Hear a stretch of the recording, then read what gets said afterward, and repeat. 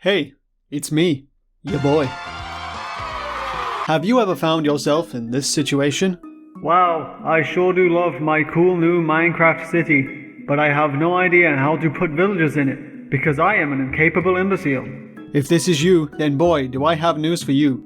Today, I'm going to teach you how to make a stupid trade district for your stupid city. Let's begin. First, you're going to need a city, and for the purposes of this guide, we need it to be secure. Find a nice plot of land and set up some perimeter walls. In my case, I'm using a desert, because I'm insane. As you can see, I've already constructed a sizable network of walls with gatehouses, towers, and weird bits that don't actually do anything. The most important thing about any city is its layout. Mine features a large upper region and a smaller lower one, located right next to an existing village from which we can employ villagers. The larger region will be the player-focused district where I can build obscene abominations, and the smaller one will be our trade district, where we'll put our villagers. On the surface, the process should be simple enough. Since we're using the larger space for alternative purposes, we may as well use this space to build the things our city will need to be self-sufficient. A farm for food, pens for animals, a mine entrance, a storage building, and some sort of accommodation for our villagers. Or so you'd think. Unfortunately, this poses a problem. You see, this would be fine for a player base, but as far as Minecraft is concerned, this is a village. And villagers don't just leave their homes, go to work, and stay there all day. They walk around all over the place, and this can make finding the right villager difficult. One solution is to give them individual homes next to their workplace, but again, they'll still wander around the district as they please. In the end, villagers are problematic by nature, so there's only one solution to this problem. They must be contained. Here's the plan.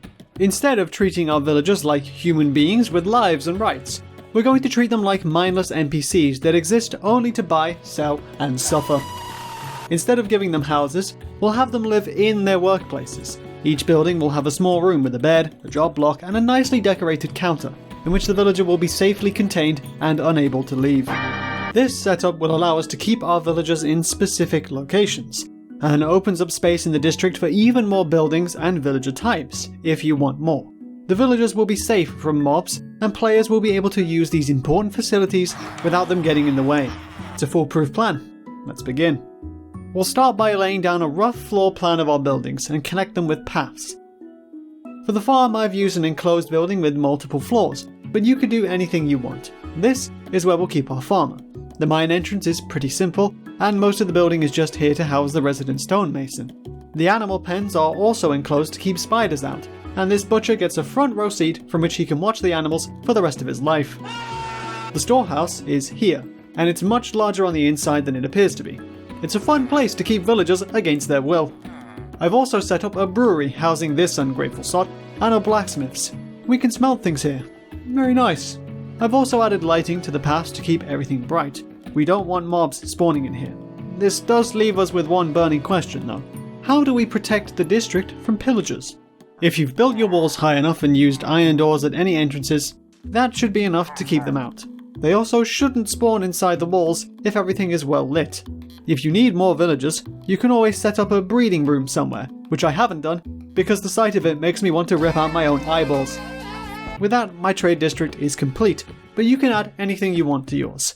If you have any questions, please write them down on a piece of paper and burn them. Good night.